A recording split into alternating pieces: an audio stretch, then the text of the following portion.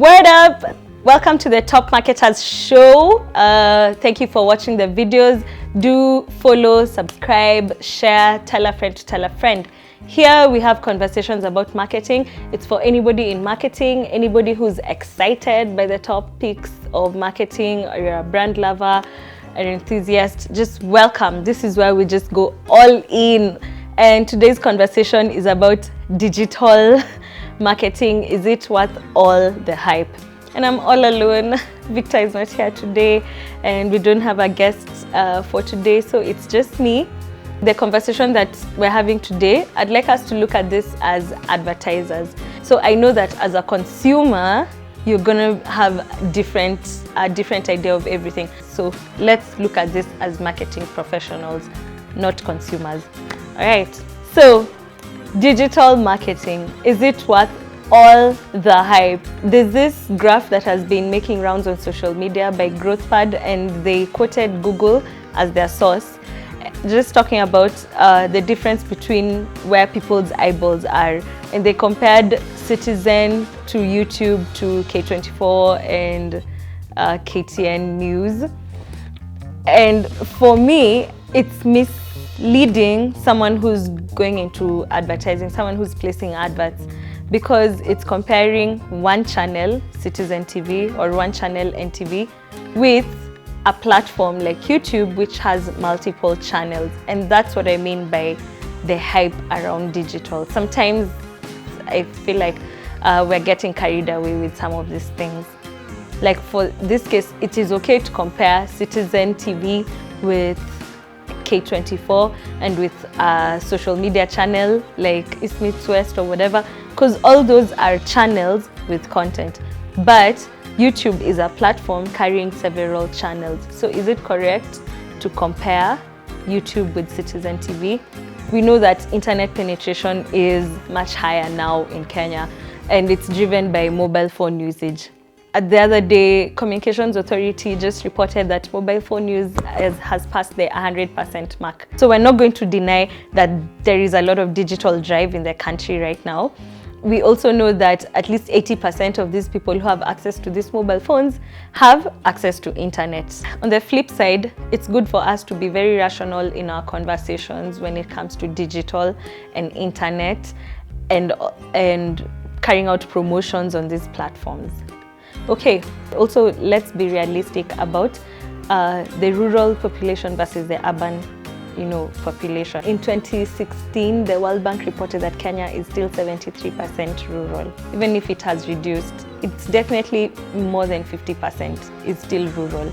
So even if we're talking about 100% mobile phone penetration, and I don't know what percentage of internet on mobile phone penetration, let's understand that somebody who has challenges with charging that phone, when they switch on that phone, probably not spending 100% of their time on the internet. And if they do, it's chatting someone on WhatsApp. I think of different things when we're placing communication and deciding whether to go traditional or digital or print or whatever. You think about your target audience for the product that you're selling.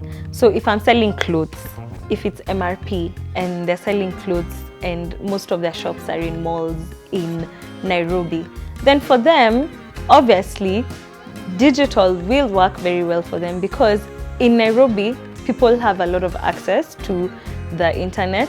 The people they're targeting are under 30 or maybe 35 plus. If it's the older people, maybe me, I'm young and I'm going to buy, but I'm being bought for by my folks. So it's okay. I will tell my folks to take me to MRP. So for them, it works. For them, it makes all the sense. But if you're selling bar soap, selling bar soap or cooking oil, and your target audience is somebody in a lower, someone living on like 200 shillings a day, and it's all over, and you're selling them from a kiosk, not in malls, or then your conversation is different, and you're not going to invest 80% of your marketing budget on Facebook and Instagram to try and reach a mama mboga or a kibanda owner. You understand? So just know, who are you talking to?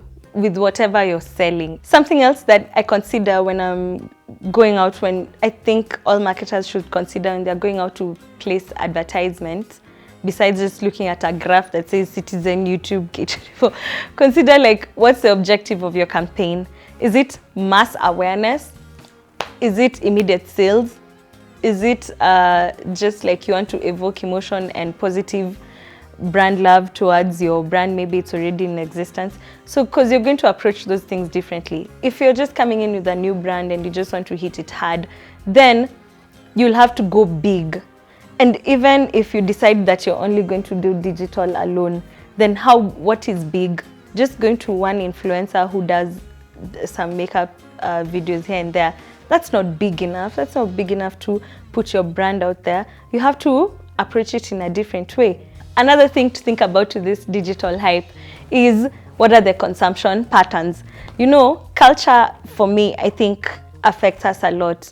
What you grow up knowing is most likely what you're going to continue doing. So even if I move from watching stuff on Citizen and now I'm watching stuff on YouTube, my culture and what I grew up with is still going to influence what I'll pick on YouTube, what I'm going to watch on YouTube. If I'm used to watching Papa Shirandula and that's what I grew up with, when I go on YouTube, chances are I'm going to get the closest thing to that. So yes, we're saying that our eyeballs are shifting. Maybe we're not watching the content traditionally on TV the way we used to. But chances are when you go to that YouTube and you go to that Facebook, you will probably see that the highest, most consumed media on those channels, on those platforms, is probably still Citizen. It's probably still NTV, because people are still going to look for the same content that they're used to, only they're doing it on a different platform. You know, so how will you place that advertising?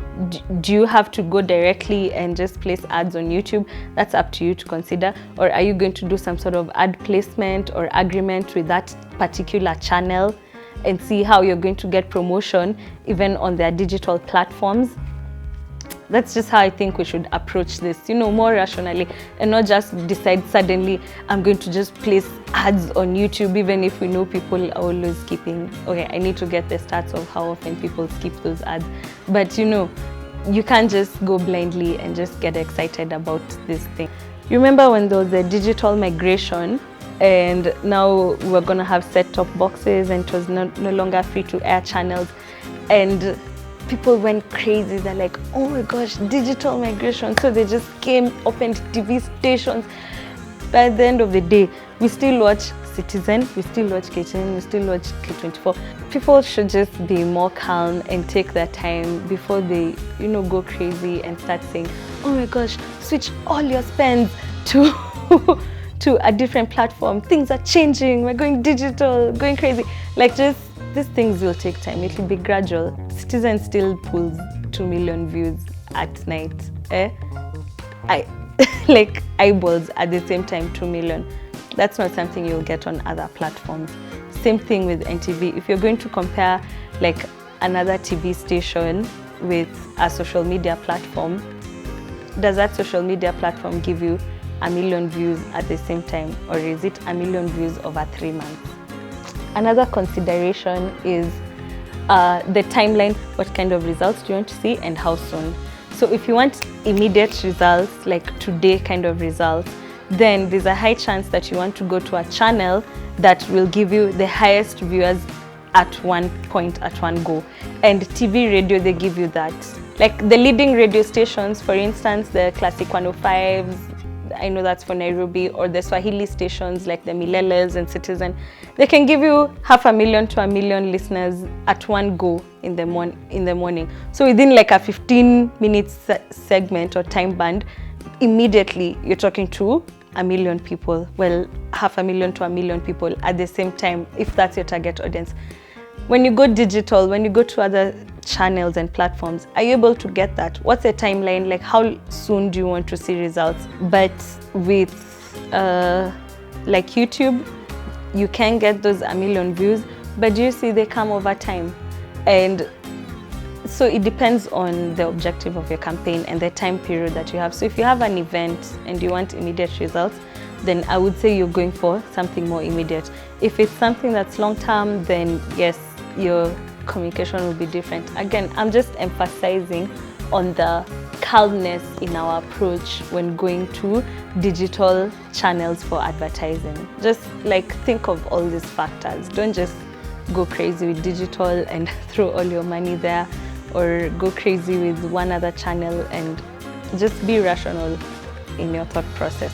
When it comes to this digital marketing and the hype around it, yes, there's a lot of digital, we've said that, but we've also said that we should be very careful in what is our objective, who is our target audience, and what's the duration, what are the age groups, what are the demographics of the people we're trying to talk to before we jump into the digital bandwagon. Marketing involves so much more. So open your mind to every other way that you can carry out marketing activities, including on-ground stuff. All the things that give you content for digital, but don't get carried away with the hype. That is me. Let's have this conversation, let's have this debate. Don't look at me like I'm the Grinch who stole digital marketing. I'm just here to just bring the reality check, okay? Follow, subscribe, looking forward to hearing from you. I am not the Grinch that stole digital. I am just here to bring the facts and the reality. Please comment, follow, subscribe, share. Okay, thank you for watching this whole video. Mwah! See you next time.